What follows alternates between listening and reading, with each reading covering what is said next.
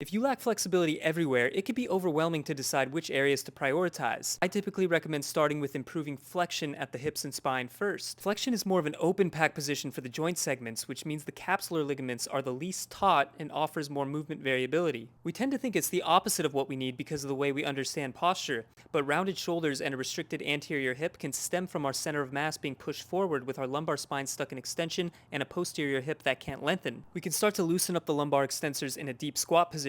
Shift the ribcage backward and pull one knee back and one forward. We should feel a strong stretch through the low back and the top of the pelvis on the side of the knee that's pulled back. We can also utilize external rotation of the femur to help drop the pelvis on that same side. Turn away, push the knee out, and round forward toward the ground. A more loaded option is to utilize this same concept in standing with one leg externally rotated and elevated on a box. Make sure you keep the weight held in front of you as you lower down and up under control and pull the knee out. Next, we want to progressively load segmental spinal extension from a flexed position, keeping a soft knee bend with the pelvis glued to the wall and a posterior tilt. We can improve hip flexion and the ability for the femur to translate posterior in the socket through direct rotational methods, as well as getting length into the posterior lateral hip tissues through hinging.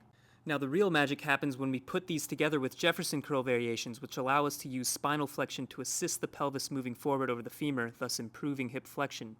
Start by going down with bent knees, maintaining that hip flexion and extending the knees, then curling back up. Also spend time with kickstand variations to further emphasize loading the glutes at length. Make sure to drop one side of the pelvis by shifting the opposite knee down and forward. So, that's how you improve hip and spinal flexion. Prioritize this and watch the rest of your body have an easier time opening up.